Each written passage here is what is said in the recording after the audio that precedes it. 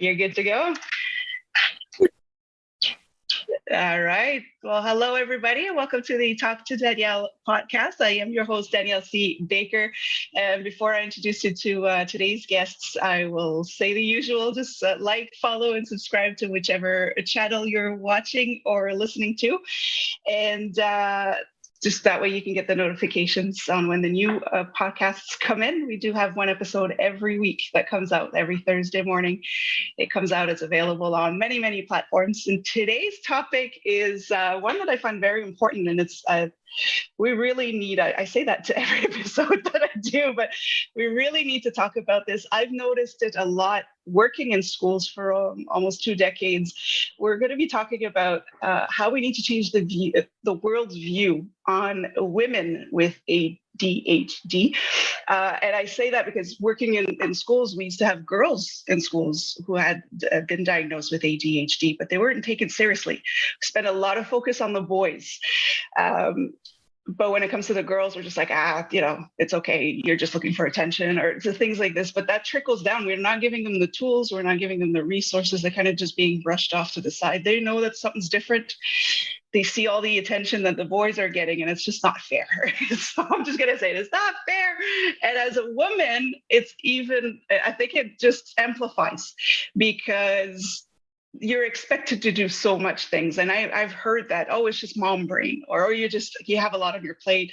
You're playing the super mom, you're playing the superhero, and you know there's something wrong, you know there's something off. And those who get the diagnosis later on in life also have to accept that it's kind of a punch in the gut. And I was talking to my guest about that. So long introduction just to say that I have Brianna Hosack on with me today. She is an amazing coach. I'll let her introduce herself in a bit, but she helps women, mompreneurs, women, mom bosses, boss moms, and all of that to deal with it, how to manage all of that and be the wonderful people that they are.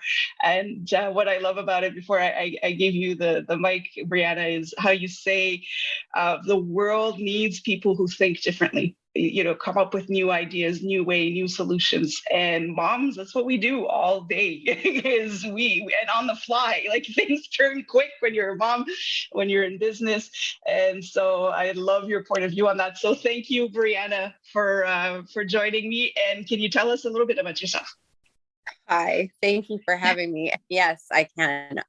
So I am an aligned impact and productivity shaman. And that is such a different title that most people are like, what does that even mean? And it is because I integrate so many different parts into what I do that it's really hard to put it all in a title, right? So, but I kind of include the spiritual side of things, the life work balance side of things. And yeah, I've really focused in on the ADHD part of it. And that is because there are not enough advocates out there for it. So I love this whole topic, obviously, or I wouldn't do it. But so I am a coach or mentor for women who are running a business out of their home, particularly if they have young kids at home with them and they're trying to juggle it all. And when you've got ADHD thrown into that mix, it is a whole different ball game. And so the spiritual side of things is more the solution side of what I do is including that spirituality. But yeah, absolutely. Working with women who are, and either way, whether they were diagnosed younger or later on in life,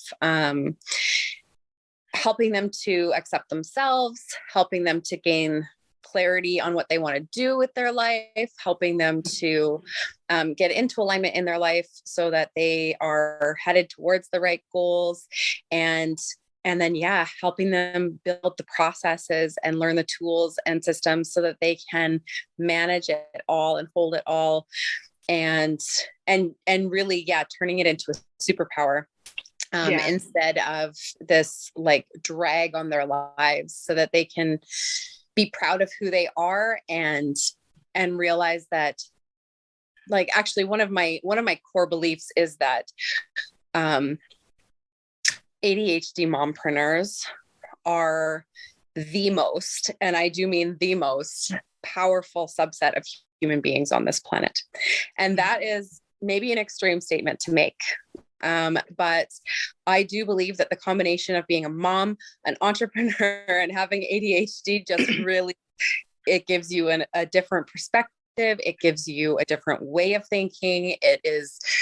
And the impact and the change that we can make on the world when we have fully accepted ourselves and have learned to use our what have been struggles as a superpower, it just, we can amplify it in a way that nobody else can. And by hitting it on the two levels, right? Because we're hitting it ourselves, we're impacting the world, and we're also impacting the world through the next generation, which is the mom part of it.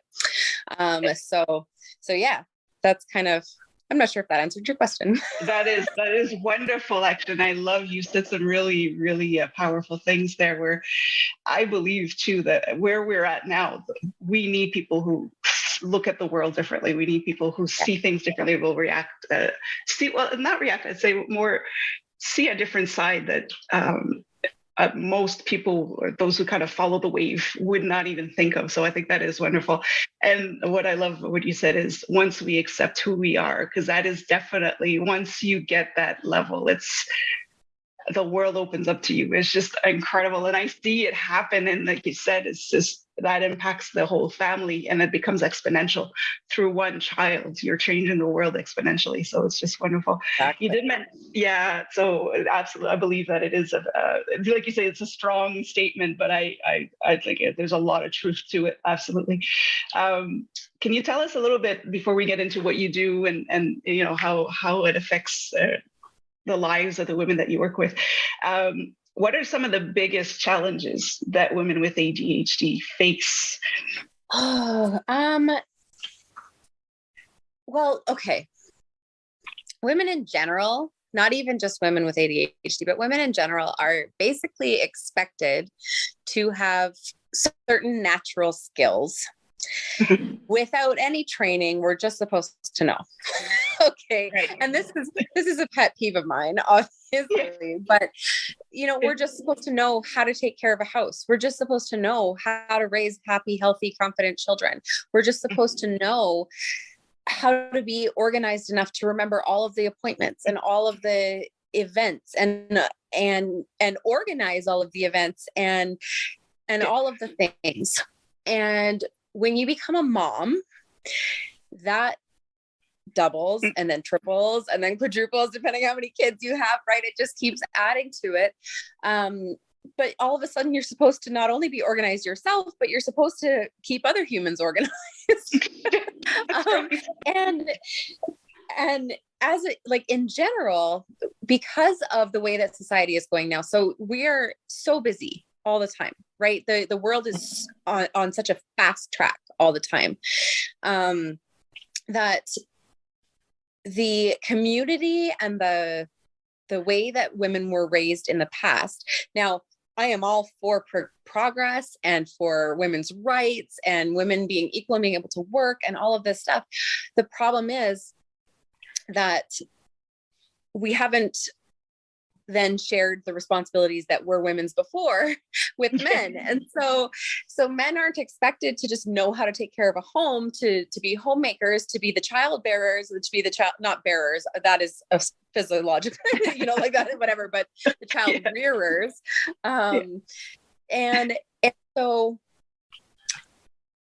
without passing on some of that burden, when we add the feminism and working outside the home and all of this stuff, we put so much on women's shoulders, and we're not allowing the wisdom to be passed down through the generations like it would have been before. So instead of, you know, mother to daughter and community, like all the women getting together to bake or whatever the case may have been, that's how you learned those skills. Well, we're not learning those skills now because our moms are working outside the home, right? So it doesn't just come naturally. It's not just something that we intuitively know.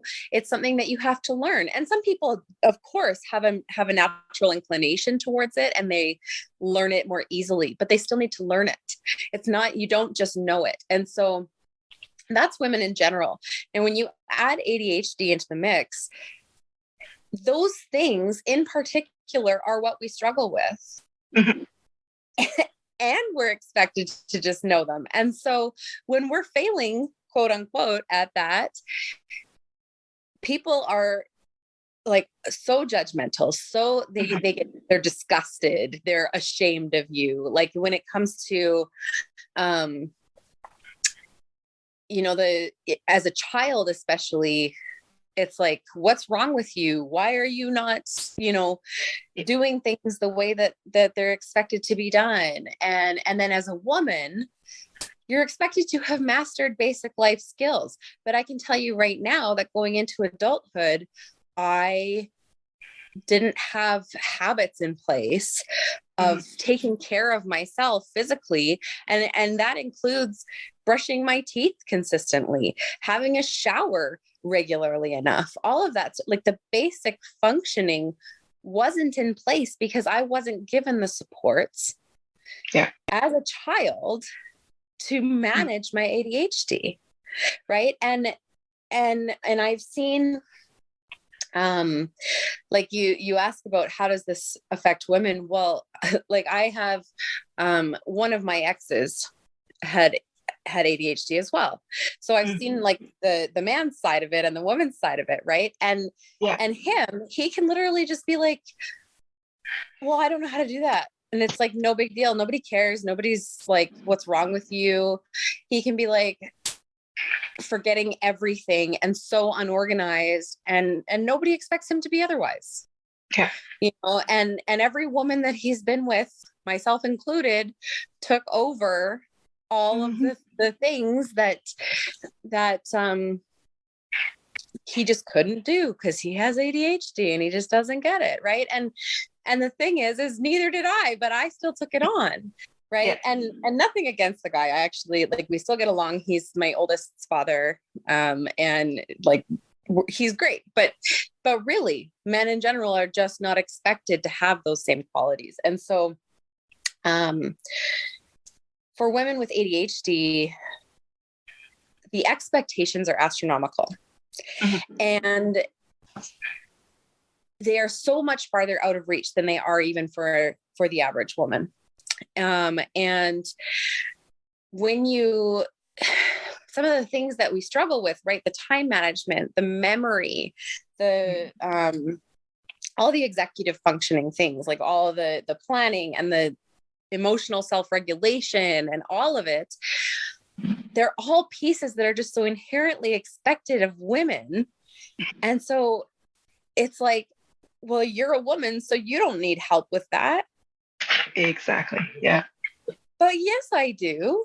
Yes, I do. Yes, we do. And absolutely, like I have my oldest for sure. I haven't actually gotten her diagnosed, but for sure she's got ADHD. And I, even having lived with it my entire life, I didn't have access to the tools to give her. And even like teaching other people and coaching other people, I still have not been provided with some sort of there's no guidebook. I mean, there's no guidebook for any parent, but there's no guidebook that says like, here's how you help a 12-year-old ADHD girl who is struggling with life in general. Yeah. Who feels like she can't show her emotions, who feels like she can't do anything right because she always forgets everything, or she's always running behind, or she, all of these things. And it's like, I can accept her, but how do I make the world accept her? I can't. Yeah. And so if I can't make the world accept her, then how do I teach her to accept herself so that she can still succeed? Anyway, it's a struggle. It's definitely a struggle. And, there's all kinds of things, the hyperactivity side of being ADHD. I would say that I am like the literal definition of the H in ADHD. That's a thing that I say a lot, because I am like go, go, go, go, go, go, go, go, go all the time. Like I can't stop. I'm just like, phew. And I've turned it into my superpower. I teach productivity. And productivity is like not an ADHD strength, but that is what I coach on, right? And it's because I have literally made it like I can balance so much. It's incredible. And I can speak proudly of that now because I've done a lot of the inner work, right? But a lot of people, when the hyperactivity is their issue, or a lot of women, get labeled as not ladylike because they're running around crazy. And I will be crazy. I'll be down on the floor rolling around with my kids, screaming and laughing and being insane. And that's not ladylike, right? Right. And I'm very distractible. And people label that sometimes as flighty. Right. As like, you're just like, you don't take things seriously, or you're rude.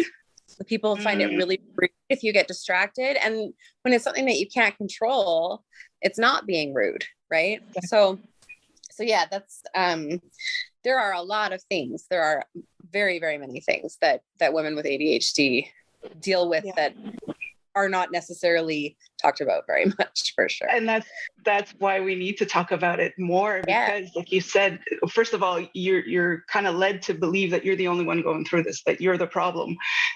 Young girls, I see it in schools and daycares, like you were saying, boys will say, well, I have ADHD, and be like, oh, okay, sorry, let's change this. We'll work around that.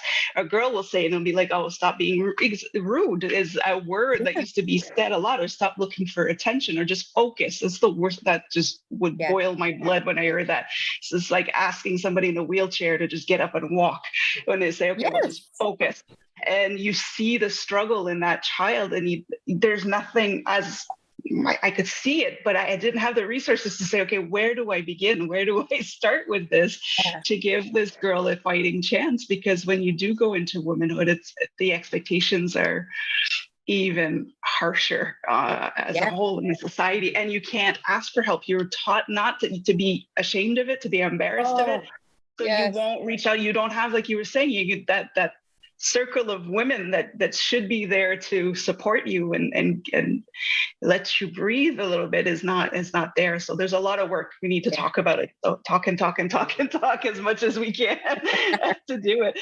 Before we go on, because this is just before we started recording, I mentioned that because I do work with ladies who get the diagnosis later on in life, and it's like the wind is taken out of them. They take it harsh. It's like a mourning where I'm not who I used to be. And I'm trying to make them to see that you're exactly who you're supposed to be. And this is your superpower. How would you give advice as to a woman who's just getting diagnosed with ADHD and she thinks she's, the worst person in the world. She's alone in the world. There's something wrong with her. And she's just about ready to give up because there's just one more thing on her plate where it's just, my family doesn't understand me. My friends, nobody can understand me. How can they just one little thing that they can do just to make it easier on them?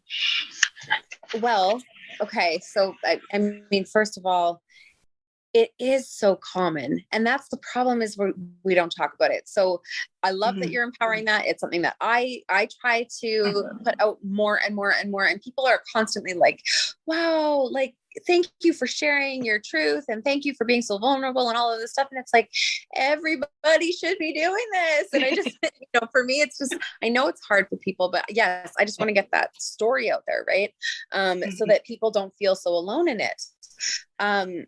Because that is a huge part of that feeling of like, oh, this diagnosis has just ruined my life, is because it's like, well, I don't know anyone else with it. I bet you do. I bet you do. And I bet if you like put a post up, hey, anyone else in my life dealing with this, you'd get responses because there are so many. But also, I think the biggest thing is to realize that, yes, like you said, nothing has changed. You had ADHD before you got diagnosed with it. You're the exact same person. Yeah. Right. Yeah. And I am a firm believer in the fact that knowledge is power. Knowledge is power. So any knowledge that you gain, whether you're going to school and getting a degree, you then have that to put on a resume. It's easier to get a job. If you learn more about your human design, you then can use that in your life, in your business, and everything to do things stronger, more strongly. I don't, just to enhance everything that you do, because you know where your strengths lie, where your weaknesses are. You're able to play to your strengths and bolster your weaknesses, right? Come up with things to help support your weaker areas. And so this is the same thing. Having this knowledge gives you freedom, because it allows you then to find the supports that you need in your weaker areas. It allows you to lean into your strengths. It gives you a starting point, so you can research, so that you can find solutions for yourself, things that you struggled with for years, possibly, and have never been able to find a solution for. And I always use this example, and people laugh, but it's so integral to all of our lives. We all wear clothes, so we all have laundry. Okay. Yeah.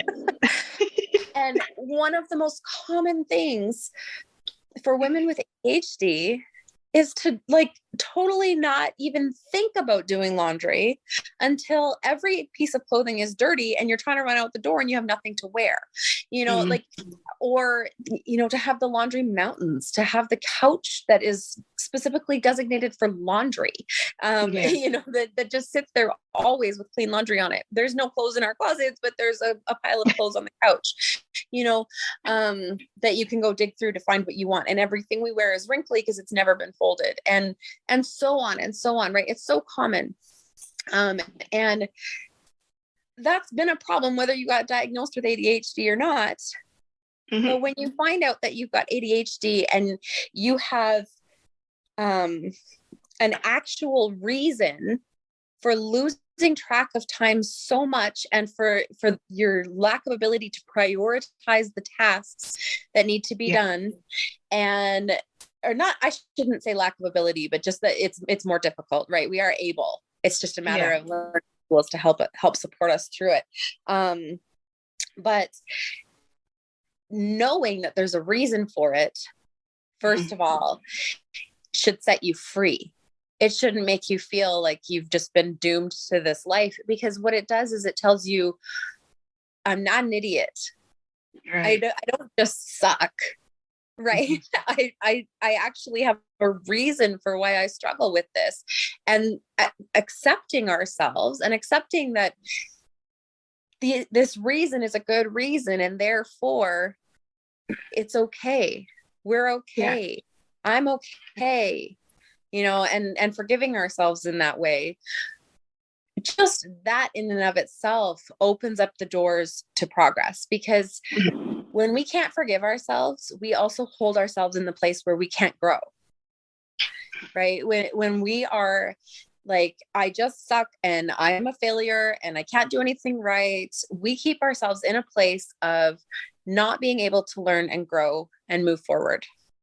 And so you can't fully accept yourself if you don't know yourself. And having an ADHD diagnosis just allows you to know yourself. That's really all it is. That's so that you then are able to take that and move forward from it, take that and use it to learn in a way that is supportive of your ADHD brain, and to find tools that work specifically for ADHD people, and so on. So I think it's a really empowering thing. I know that it can be, I can see, I guess, why it would be a scary, unwelcome thought.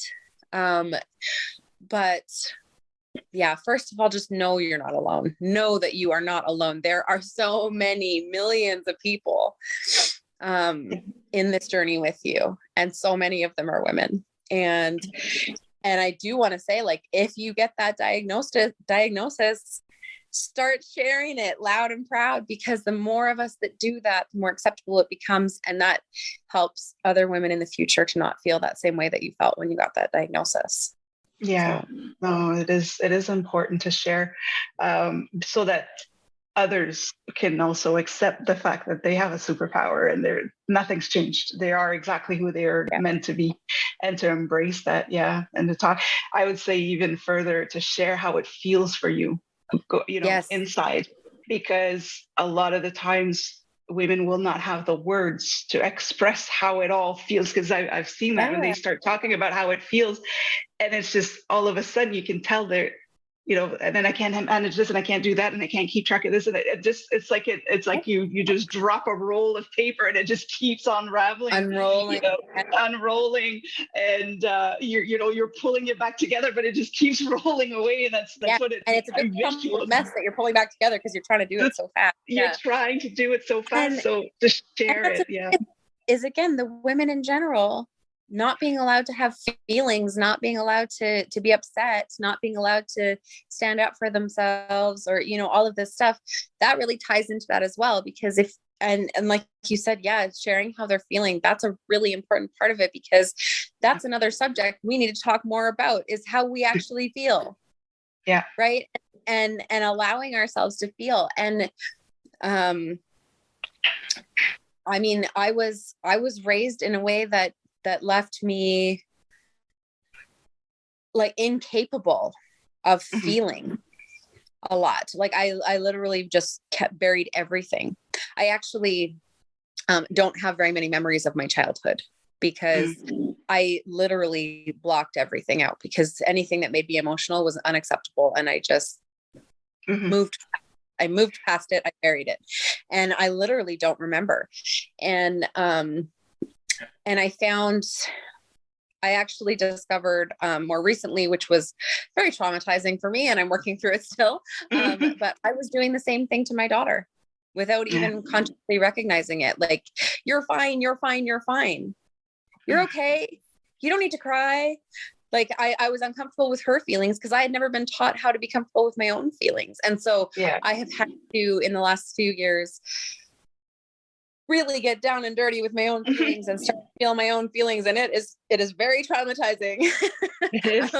And it is a lot to work through. And I mean, I highly recommend having support to do that. Right. That is like having a coach, having a therapist, having all of that stuff. Like, that is so, so, so important. And now I'm getting into the point of starting to accept her emotions and being able to hold her emotions. And I still catch myself like, oh my goodness, are we just like, we're hitting the hormones and we're hitting, and I'm being sarcastic about it. And then I'm like, oh my gosh, like, no, this poor little girl she's 12 now, and she's never been allowed to show her emotions. Of course she's breaking down every 5 seconds now that I'm letting her show her emotions. So even if it wasn't hitting her preteen years, this I think would be happening. And so it's been a lot. But it is a shift that the entire world needs to make, that girls should be allowed to feel their emotions. And you know what? This is not just girls, actually. This is not just women. This is people in general, because boys not being able to share their emotions is just as bad and very, very toxic. It is. And it's harder as well, because they're the same. They're really not allowed to show their emotions, but it's a hard journey. And yes, you can't, doing it alone is not easy. You need that person to kind of hold you and say, it's okay, because that stuff keeps surfacing. I've done the work myself as well. I'm still working on it, and it surfaces up in times you don't expect it. And it's just like, what is this? And I've used this term now, and I tell my kids, like, I'm not crying, I'm leaking. Like, whatever it is, it's just an old emotion. It's an old emotion. I don't even want to know what it's about, but it's gonna get out. It's coming out. And it is so freeing to release those. It is. It's so empowering to do that, but it's hard. It is very hard. And so, and then the emotions that come up with, like, I'm different, I have ADHD, I'm not the same as everybody. Like, I always knew it, I didn't fit in. And, just like that. Oh, I can just imagine how far that goes sometimes. Right. But no, like, knowledge is power. That's really the tip that I would give for that. Just use it as power, use it to help empower yourself, use it to help yourself grow, use it to help you accept yourself. Right. Yeah. Knowledge is always power, even if the knowledge sucks in the first place. That's right. I We mean, make it like, good. it's like being in a relationship and having that person tell you they don't love you anymore. That Mhm. sucks. That's a slap in the face. That's heartbreaking. Yeah, Still, knowledge is power. Knowing that and being able to start healing from that and move on from that is powerful. it is very powerful. Yeah, that's Right. amazing. It's so, I mean, you can apply that in any situation, but that's, Mhm. yeah, I Yes. always look at it like anything that I learn about myself, anything that I learn about anything in the world just empowers me to do better, grow more, Mhm. move forward. So, That's right. Um, how let's move. I want to put it into the positive spin. As we talked a lot about how it feels and all of that, and it's important to talk about it so that women who are listening or watching can say, okay, yes, I relate to this. Can you, how how can a different way of thinking impact the world in a positive way? It really does. I see it on a daily basis, but people are so afraid to think outside of box, to not follow the masses. They're so afraid to be who different. Can you share a little bit of how that different way of thinking can impact the world in a positive way? absolutely. So this really ties into a few of the things that I've said. But the ADHD mompreneurs being the most powerful Mhm. subset on the planet, Yeah. because we are able to affect our communities. Usually moms are the most active in their communities out of anybody, Mhm. right? Expected of us. Um, and when you're an entrepreneur, when you are breaking new ground, when you are trying new things and exploring new options and all of this stuff, you Mhm. are opening the path for future generations to have things be different than they are now. And so, I mean, it's the same as inventing the light bulb or anything. We didn't have electricity, now we do. Well, we didn't accept that women needed support just the same as Yeah. men did. Now we do. We didn't accept that women should be allowed to work outside the home. Now we do. Mhm. Every new thing that we accept and grow into improves our world. Like I said, I'm all about the feminist movement. I think it's fantastic, but at the same time, there are pieces of it that haven't been sorted out yet, like sharing Yeah. that mental load at home, right? And so blah, blah, blah. I got off track. That's okay. And this is part of ADHD. That's wonderful. So Yeah. being accepted for exactly who we are by other people will never happen if we don't talk about who we are, if we don't start spreading that knowledge throughout the world, right? And so for me, I know personally, like I am supposed to help change this world. It is part of my purpose here. Like I have such a soul calling towards it. It is just unavoidable. I can't do otherwise, right? I've always, right from a young age, I have been willing and able and comfortable with sharing my truth. Even when I had to like bury it for other people, even when all of that, I've never been afraid to say the truth of like, this is what I feel. This is what I think. This is what I know. And I mean, I got a lot of flack for it when I was growing up. And now I get a lot of like, you're so brave. How do you do this? Where do you get that strength to? And it was literally, I was born with it. And I believe that was for a reason, because I am meant to help change the way that this world looks at it. And so my biggest thing is there's two sides of it. One is accepting ourselves, and one is helping other people to accept people like ourselves. Right. And so as we change the I can't think of the word, but like the way that it's spoken about, the way that it's thought of in the world. Right. people will start to accept you. And people in my world do. Like it has become more well known in my circles. And so I'm just accepted as I am. And when I'm accepted as I am, the pathways open up more for me to accept myself on a deeper level. And they open up for me to change things a little bit at a time, right? I'm able to change how I do something, or how, and change always starts inside of ourselves, right? So changing the expectation of girls over boys. For example, my son does the unequal amount of chores as my daughter around the house. And they're not just like the boy chores. I don't just like, oh, you shovel and you know, things like this. It's like, no, you help with the dishes. You help with the laundry. You help with, first of all, because I think that boys should be capable of doing these things. And that it will help and then this is the ripple. This is the ripple, right? Is first of all, I'm teaching my son to do these things. And when he gets older, and he's in a relationship with somebody, that woman will not have to experience having the entire mental load on her shoulders and in her mind, because he will take it on just naturally, because he knows how to do it, and he's not an idiot, and he's got a kind heart, and he's willing, right? So there's one ripple. I also talk about it. I talk about teaching our boys to do things in the same way that we teach our girls to do them. I talk about allowing our girls to be wild, just like we allow our boys to be.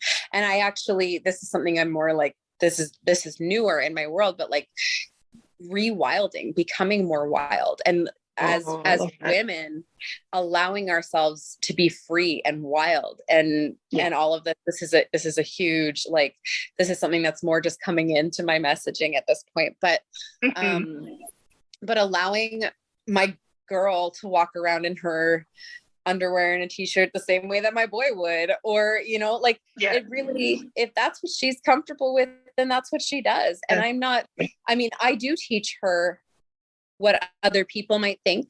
I do teach her, the types of people that there are in the world that will take advantage of people who don't cover themselves, or, things like this. But it's her right to dress how she wants to, just like it's a boy's right to dress how he wants to. And so really creating that equality in our own homes is the first ripple, so that they go out into the world and they expect it of their partners. My girls will expect that their partners will support them, that their partners will help around the house, that their partners will take part in the mental load and have to remember appointments and have to, make the phone calls for appointments and all of these things. And my son will naturally just do those things without having to be forced to by a partner. And then the more people that I speak to, the more women that I speak to that then teach that to their children, that ripples out with those children, and it just continues, right? And the generation after that hopefully won't experience this at all. Exactly. Because the boys and girls will just all take part and all share in it and all support one another. And that is the dream, right? And that's how we change how things are, right? A little bit at a time. We start in our own homes. We start inside ourselves. We start this is a bit extreme and not everybody needs to do this, but for me, I tried to implement this in my life with my husband, and it never came to fruition, and he wasn't able to get on board with that. And I'm now separated. It's not acceptable. And so also being able to say, like, I don't accept less from my partner anymore. That is such an important message to put out there as well, that you don't have to settle. And I don't encourage everybody just leave your marriages or anything like that, but like I put in years and years and years of effort trying first, and it didn't get to where it needed to get to. But just that empowering people to, like, no, you are worth it. You are worthy of that emotional support and that acceptance. Yeah. And if someone isn't giving that to you, bye-bye. Yeah. That's it. Yeah. And it's important to show it to not only our daughters, but our sons as well, to know that they don't expect a woman to just put up with it because, you know, I know I always, it's like, but you have a good man, you know, like, why would you want to walk away from that? It's like, but it's still, you can have a good man. It's just still not where you need it to be. You don't, it's not the support that you need. So yeah, absolutely. And if they're not willing to work with you on it, right? And it is the same. Like my son, I'll catch him with my younger daughter. So he's 5, my youngest is 2, and she'll say something and he'll be yelling at her, "You don't say that. You're not allowed to say that." And I'm like, "You just said that." And I see it, right? I already see it. They're 5 and 2. And I already see where a boy is telling her what she can and cannot say and how she can and cannot behave. And I mean, it sets me off, right? I'm like, no, we're not doing this. But, but we need to do that with adults as well. Yes. Yeah. And it's important. It's important though, that we teach the next generation to do it differently. It just is, because if we're not doing that, then standing up to our spouses and expecting it of other adults does nothing. It does nothing. We don't teach it to the next generation as well. So we have to be true to that message in both aspects. We need to be putting it out into the world, and we need to be expecting it in our own homes. Right. And so that's, Yeah, I love how you explain to your children that people are not going to see that point of view yet, because it's a new way of thinking, it's a new way of approaching things. To prepare them and say they're not always going to agree with you, but just keep going with what you're feeling, and if it feels right, then it's right for you, and it's important. Oh God, I could talk to you all day. Gonna move on to the. I can talk about so many things all day. Oh my goodness, you're preaching to the choir right now. No, I mean, this is what I try to do as well with on my side of things. I'm trying to change that a little bit at a time. But what would you say for ladies, for women? We're going back to women with ADHD who wants to start a new business. They want to, there's something where something's calling on them, but they're so all over the place. They're already having a difficulty managing the home environment, everything else that comes with it. What are some of the small steps that women can take to get that forward, a really good forward movement in starting their business or anything, any new project or anything like that? Yeah. So there are so many things. But I'm trying to think, like when I'm working with a client, for example, usually the first thing that we approach, and the struggle is real with getting women to spend time, particularly mothers who have this like complex where they feel guilty anytime they put time into themselves, which is, I was there, so I understand it, but I will also say it's absolutely ridiculous. We cannot be our best for everyone else, whether that's our kids, our partners, our extended family, our friends, our community, or the greater world. If you are wanting to build a global business of some sort, it doesn't matter which aspect you're looking at. If you aren't taking care of yourself, you are not going to be able to make that impact on other people that you want to be able to make. And so prioritizing themselves. And I know the objections that come up to this. I know that it's like, that has nothing to do with my business, or that, like, I don't have time for that. If you don't have time to take care of yourself, you don't have time to build a business. That's so true. And I will be so blunt about that. If you don't have time to take care of yourself, you don't have time to volunteer in your community. If you don't have time to take care of yourself, you don't have time to clean your house. And really, that might sound really harsh, but when I wasn't taking care of myself, I wasn't volunteering in my community. Yeah. I couldn't hold that. When I wasn't taking care of myself, my house was a disaster all the time. When I wasn't taking care of myself, my business attempts were were weaker. They were, just not as empowered and not as fulfilling, not as aligned. They didn't feel as good for me. And when they don't feel good for you, people feel that. Yeah. And then you don't have success in business either. Now, I've been an entrepreneur also for over 10 years now.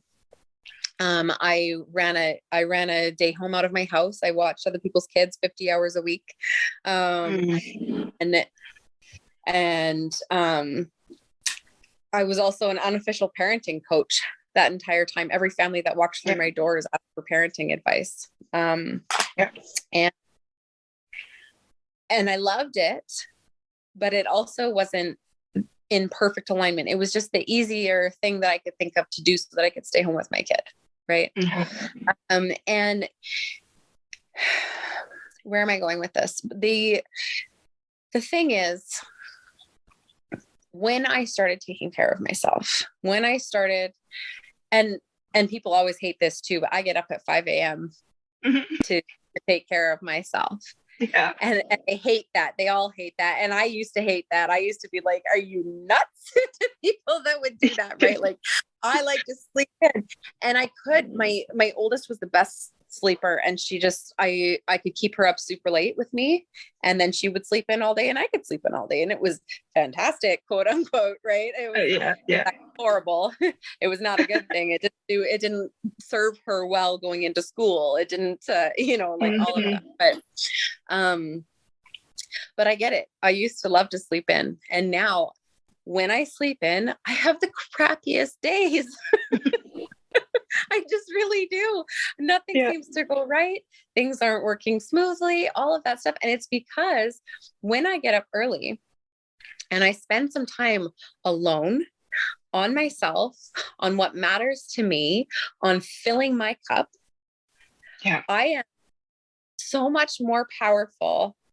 Like, it's literally like filling yourself up with this bright white light that then you just shine throughout the day. Right. Yeah. And I've heard the quote, pardon me. It's been weeks and weeks of illness. It's almost gone, but the more I talk, the worse it gets. But there's this quote that we were never meant to pour from our cup.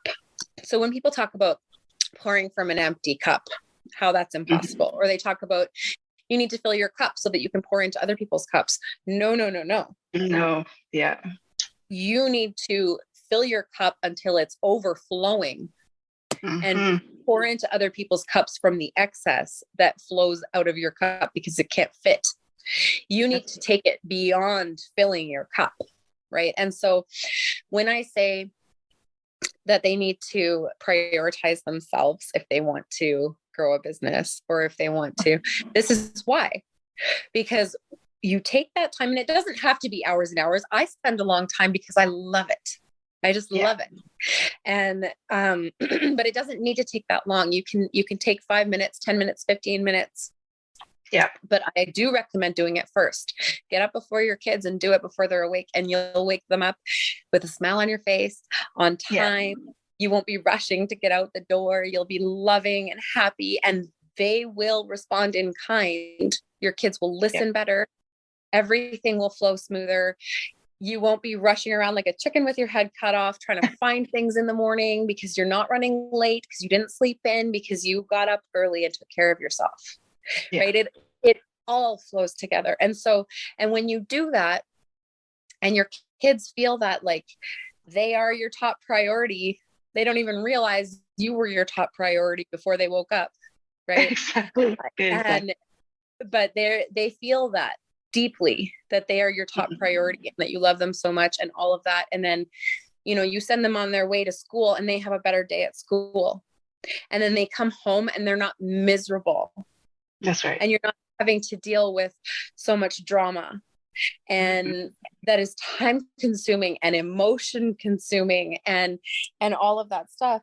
And the kids that are staying at home, your younger kids, when they've had this like one-on-one contact with you in the morning, when they've had this, your full attention, your peaceful attention, where you're not like, they their cup gets filled. And then even the youngest of them is able to then go and do their own thing for a little while and be happy doing that, while you then are able to focus on building a business. And I know that seems so far out of reach when you are in the mode 24/7, because I've been there. And so, but this really was the key. This was the turning point for me. So, I mean, I can recommend all kinds of productivity hacks. I can recommend time management tools, you know, up the yin yang. I really can. But this is key. If you start taking care of yourself, and if you're already taking care of yourself and you're like, well, what's the next step? Right? The next step is spending that one-on-one time with your kids, because when their cups are full, they give you the space to do what you need to do. And I can keep going down the list, right? All of these things trickle out, but there is an order to it, and it does matter. Yes. And doing it in order is important, and it starts with you. Yeah. And you're so right. And it's important to talk about that as well, because when you're in that moment, I've lived through it, I'm speaking from experience as well. You don't believe that that's what you need to do, because you're thinking, how I don't have time. How would I even get up in an extra hour, half hour? But I did the same. I had to hit rock bottom to finally say, okay, I get it. And then I realized there was a bottom to the rock bottom. But when I realized I couldn't even find 5 minutes in a week, 5 minutes in a week for myself, that's when I said, oh no, this I'm definitely doing something wrong. And that's where it started. 5 minutes a week. And I was ashamed of myself, just like, how did I let it get to this? But then after that, I was looking forward to this. I was getting up at 4:30 in the morning and just having my coffee, and I was so more calm about my day. It really does work. So start as little as you can, but add to it. And it just changes everything. It really does. And I want to point out, like you said, you were so ashamed of yourself. Oh my gosh, let's let go of the shame. Let's let go of the guilt. Exactly. We have been conditioned to expect this of ourselves, ladies, right? Like we are conditioned from a very young age to expect that we are going to do it all, manage it all, and be fine with it. Yeah. And do it all alone. Yeah. And so, and if 5 minutes a week is all you can do it. Don't just skip it because you're like, oh, that's not enough. It's better than nothing. Exactly. Right. And any little bit that you can do to refill yourself is going to help. And when people say, like, I don't have the time, we have the time that we decide we have. So we choose what we put our time to. It's a big thing. So one of the first things that helped me to start mastering my life was actually minimalism. And that is, you know, a lot of people, when you hear that word, it's stuff. It's talking about getting rid of the stuff. But with it, when you really start diving into it, you also get rid of things on your schedule. You get rid of things in your digital world that are taking up your time. I spend much less time on social media. I spend more again now that I run a business through social media, but I'm still deliberate with my time on social media. Right. And I'm conscious of it. I'm aware of it. So when I choose to spend less time on things that don't matter to me, and so this is getting clarity on what your priorities are, and then prioritizing them and deciding them and choosing them over and over and over again. Right. So you sit and your first priority should be you, because you can't put as much into anything else. But then it's the same. Like, you just go down the line, right? If you want to be able to support clients in a coaching container, if you want to be a coach, you cannot show up in the same way for those clients if you aren't taking care of yourself. And they're going to feel it, and you won't have the clients. And the kids, when their needs aren't met, are going to be more needy, and they're going to take more of your time. So choosing to just shove everything else aside and make the time to take care of yourself is going to create more time later. At first, yes, it's hard to fit it in and you have to choose to let some other things go. But then you start to get more done in less time. Yeah. And you start to have less obstacles come up in your path that slow you down. And it just all flows, right? When you take care of yourself, it all flows. And if you're an ADHD woman taking care of yourself, I will say I am less scatterbrained. I am more focused. I am able to harness my hyperactivity. I am able to harness my squirrel brain, as we like to call it, right?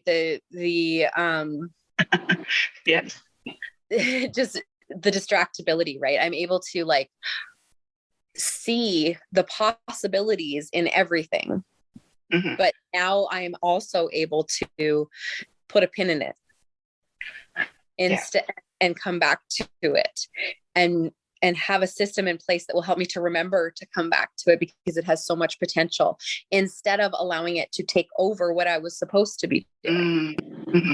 Right. And like, there's so many ways that we can turn our struggles into our magic. And it's, ADHD is no different. And I think it's more powerful. So, absolutely. Yeah. I'll bring in the alignment part of it now. How for yourself, because that's what I like about the work that you do is bringing it all in like it's a holistic approach of it. How do you keep a balance between work, the job, the kids, the home? What's your magic formula? Okay. So again, I start with myself. I put myself first, and our culture and our society tends to frown on that. Our kids should come first. No, my kids don't come first. I love my kids more than anything in the world, but my kids don't come first. If I don't put myself first, I can't take as good of care of them. And so as I have started putting myself first, I have become a better mother. I have become I'm more open to the emotions of my 12-year-old, like I said, right? I'm able to accept her for who she is because I have accepted myself for who I am. And I didn't accept myself for who I am by like, you don't just, okay, I choose it, I accept myself. Like, that's not how it works. You have to actually get to know yourself and spend the time with yourself and really understand your inner workings to be able to accept yourself, right? It's a time, like it takes time. And so putting the time into that was my first key. And then another quote that I really like to mention, and I can't remember at the moment who said it, but work expands to the time that you give it. Work will expand to fill the time that you give it. So if you give it 24 hours a day, it will take you 24 hours a day. If you give it 17 hours a day, it will take you 17 hours a day. If you give it 5 hours a day, it will only take you 5 hours a day. And if you give it 1 hour a day, it will only take you 1 hour a day. And so I apply this kind of across the board, right? I could, if my priority was to have a spotless house, like a germ-free, spotless house, I could spend 24/7 cleaning my house. Like it is a possibility, right? It's in that realm of possibility. I could literally sit there scrubbing corners and whatever until it took me 24/7 if I chose that. I don't choose that. My house is clean, and like, that's not, but like it is one of my priorities, but it's not the top priority. But yeah, so I take care of myself first, and then having a deep, connected, present relationship with my kids comes second. And I think that like I said, I'm separated, but for any of you who are not, having a deep connection with your partner is also very important. Having like the whole family unit, right? But having it be individual. So I spend one-on-one time with each of my kids doing different types of activities that are the most supportive to them with me. So my youngest literally would color 24/7 if I let her. And so when she asked me, Mama, color with me? Yeah. Okay. Do I want to sit there coloring for hours? No.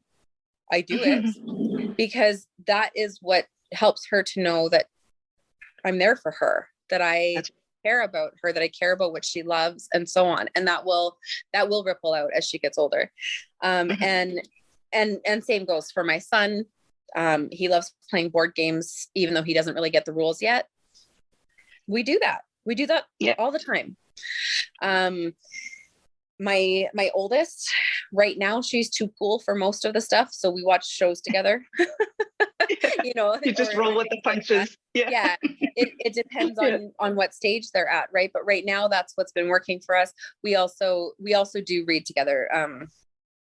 We're very slowly working our way through the Harry Potter series. We just don't do it often enough. Right. She reads so much on her own now at this point that it's kind of like, well, we could read a chapter together, or I could go read half my book. Like, so she just like, I think we're almost getting to the point where she's just going to take over reading it on her own. Like we started it when she was quite a bit younger, and it's just taking so long, right? That it's, anyway, that's totally off topic, but spending that one-on-one time with them doing what they love,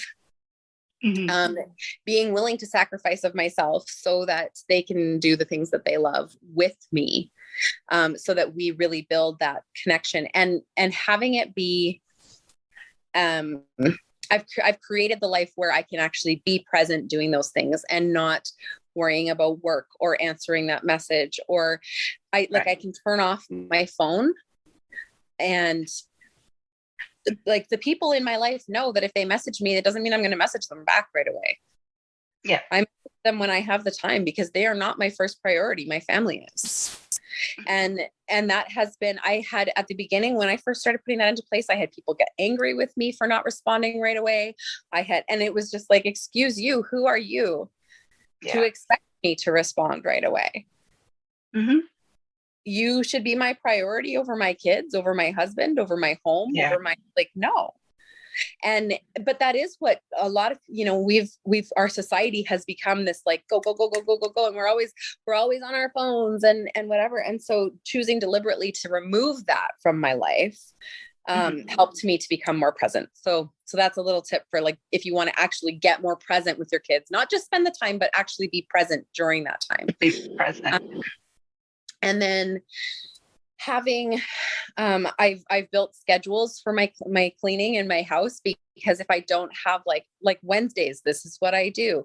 Mondays, I wash all the towels so that I don't forget to wash my towels for weeks, and then like they end up being so sticky or whatever. Like I've put in the time to figure out what systems are going to support me in the areas that I struggled with. I would forget to wash towels forever. So for me, I had to like actually say every Monday is when I wash towels, and I do it without fail. I stick to it, because if I don't, then I'm like, how many weeks has it been? Right. And so, so I have those in place, and it's not that I never miss a day on anything. I do. But accepting myself for that, and like, it's okay. We just continue. We just move on to the next thing. That will come around again. It will have its turn again. Right. And so it's just like, instead of, I'm sure you've probably heard this, but shoulding, SHOULD, shoulding all over yourself. Right? I should have done this, and I should have gotten this done, and I should have done that.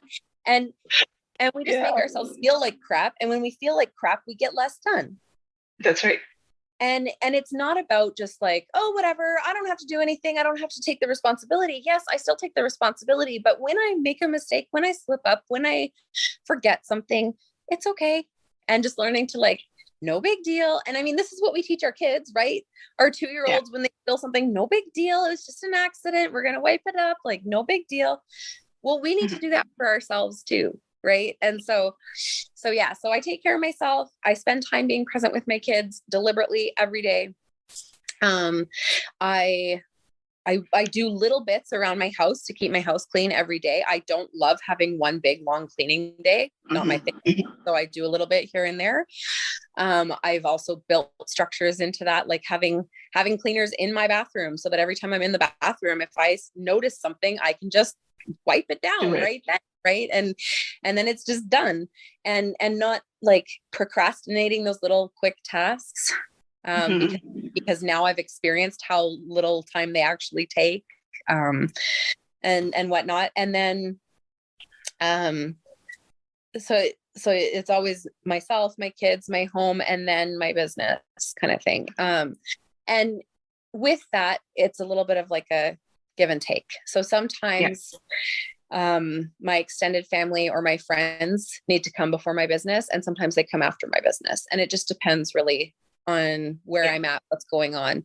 But with my business, I'm always looking for ways to shortcut and not shortcut and do a crappier job, but just like, how can I make this take less time?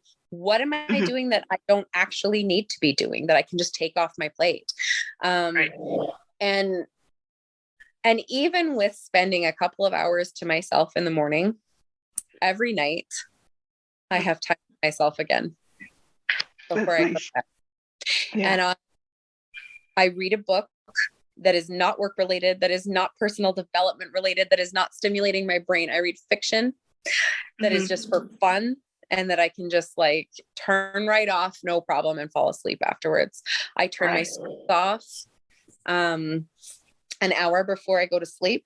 Most of the time, again, I'm not perfect with any of this. These are the rules I live by, but I don't always, Yeah. not perfect. Right. Yeah. But I turn them off, get that blue light gone so that I get the better sleep. I sleep less hours, but better quality sleep than I ever Mhm. did. I eat more healthy foods in my life that support my body feeling good. Like all of these pieces, they all tie in together. And that seems really intimidating when you're like at the point in your life where you're like, everything is wrong, nothing is right. How do I fix this? And that's why I always say you just start by taking care of yourself, because when you take care of yourself, and taking care of yourself means something different for everybody. So when people say self-care, I feel like it can be really off-putting online because Yeah. it means something different to everybody. But if taking time for yourself in the morning to sit with a cup of coffee and just sit in the silence and not have Yeah. somewhere to be or something to do, that is amazing self-care. That is where I started. Okay. Yeah. And now I meditate and I journal and I drink a ton of water and I eat a healthy breakfast before my kids are up. And I do all of these things, but it didn't start out that way. Yeah. Right. And so I think like whatever is going to fill your cup the most. I had one client who her thing was to exercise and then to learn. Like she took her self-care time in the morning was physical exercise, which I avoid so much when I shouldn't, right? And then she would spend time learning something because she had so many things she wanted to learn all the time, but she never Yeah. set aside time for herself to do that. And so that was her self-care, was to spend time learning. And that's okay.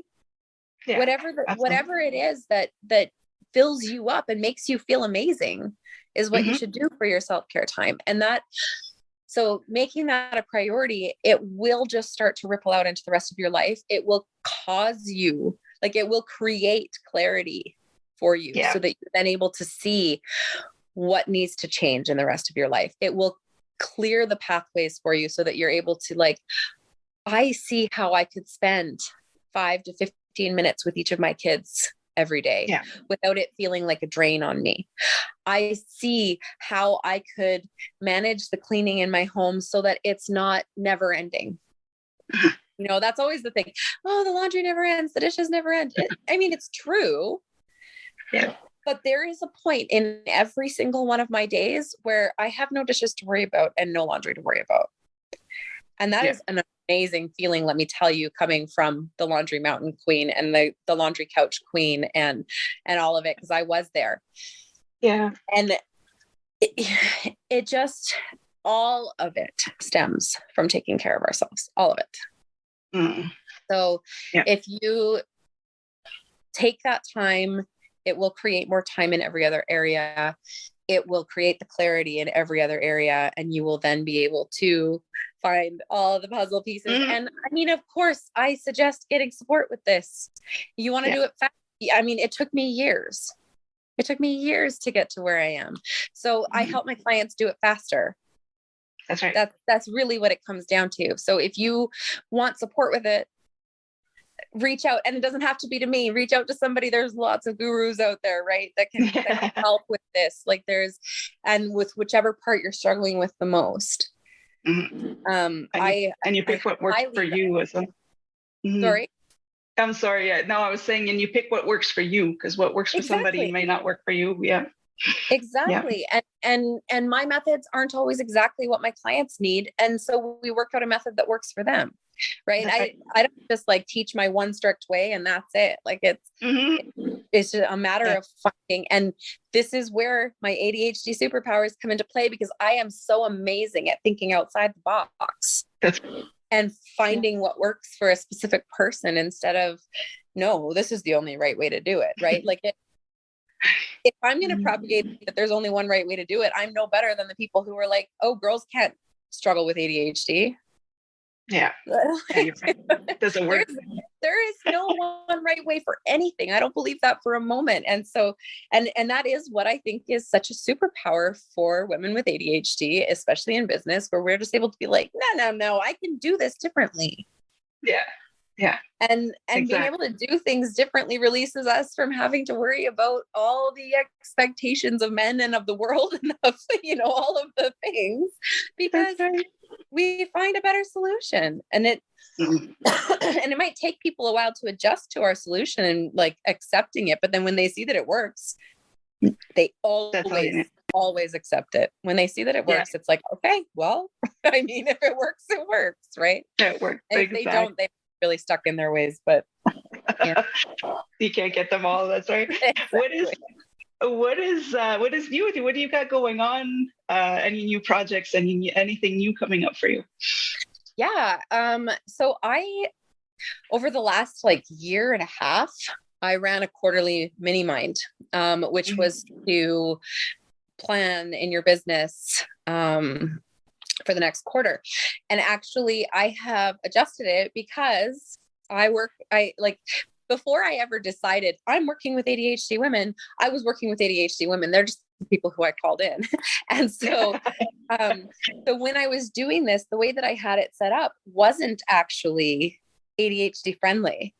I had it spread out over 3 weeks. I had it we had one call one week, one call the next week, one call the next week. And I had to do so much chasing down to get them to do their homework or to do the things that they're supposed to do in between. Cause it was just all spread out and they're like, they don't have the time awareness. Right. And so it was like a week already passed. What? I didn't do my homework. So, so I have actually changed it now. And we are going to do, a 3-day retreat, which we will plan out our entire 2023. And I will also provide this is how you can review your stuff quarterly and help keep yourself on track and in alignment. Nice. So that is one. That one is coming up the first week of January, hopefully while a lot of people are still off on holidays with schools out and stuff like that, so that they can spend a little bit of time on it.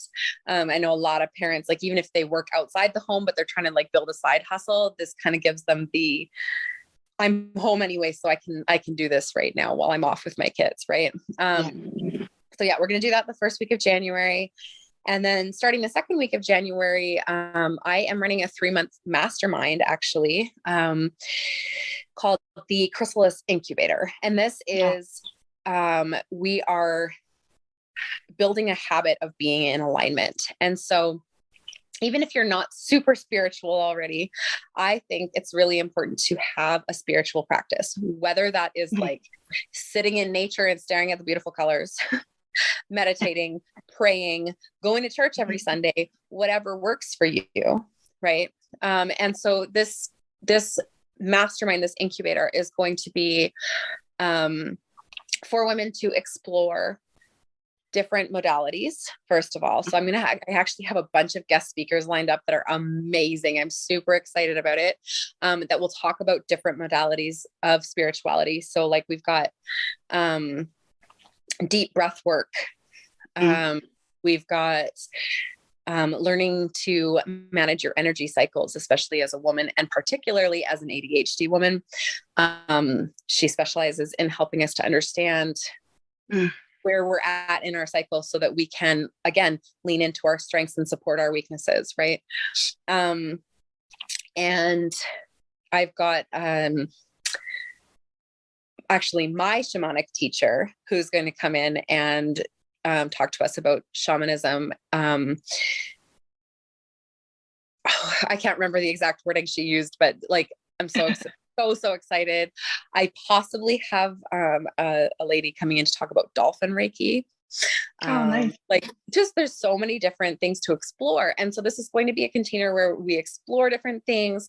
We practice, like there'll be space for these women to practice if they're learning a new modality that they got interested in, and then they're able to then practice it, as well as the accountability to maintain a daily spiritual practice of their own. And so whether that's meditation or whatever they decide on, just having the accountability to actually do it every day.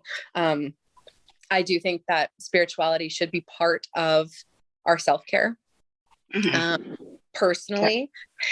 And so while I'm not going to force them to do it in any particular way, right? It's a matter of like, let's just make sure we're doing this every day, getting in touch with ourselves, getting in tune and getting aligned so that our days are pointed in the direction we want to go. Right. We're heading in the right direction every single day because we're focused on this. And so yeah, it's, this is a more spiritually focused one. Absolutely. Like 99% of my clients have ADHD. So, you know, I will incorporate the methods that I know of to help women with ADHD, during it. But yeah, those are my two big things I've got coming up. Both of them start in January. December, I am taking time off. So I just didn't want to start something and then take a big break in between. Right. So, yeah. That's great. No, those actually sound really good, especially when you're starting off the year, to be focused and, you know, prepared for it. It's amazing. Yeah. Before we close off, I always ask a question that's a little girl had asked me in an interview, and I promised her I would ask everybody I interview. And that question is, what do you want to be when you grow up? I love it. So I actually have very high aspirations. That's good. I want to do public speaking globally. I want to travel and speak on stages globally. I want to be a best-selling author multiple times, more than once. I have so many ideas, right? Another ADHD quality. I actually have a more personal purpose of helping to heal the earth through earth magic and shamanism, which is very, like, for some people, very out there. It used to be very out there for me. I've discovered this purpose along my journey, and it is nice, beautiful and powerful and amazing, and also a little scary as I dive into it. But it has been it's been beautiful at the same time. And actually, I plan on creating. There's a couple other things. I plan on creating a global online school for mompreneurs to access when they're starting out their business, to have it all in one place. Because when I started my online business, it was just like, what the heck? There's so much, right? Like, what programs do I use? What platforms should I be on? What, all of this stuff. So having all of that in there, having different teachers that teach like specific classes that these women can register for. So like an online college specifically for entrepreneurship for moms.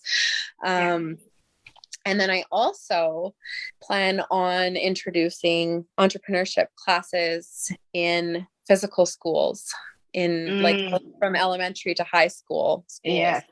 And now I get held up on this. I always want to say that I want to offer scholarships for young girls to get into this. But then I also I don't want to flip the script and have it be that we just ignore boys. Right.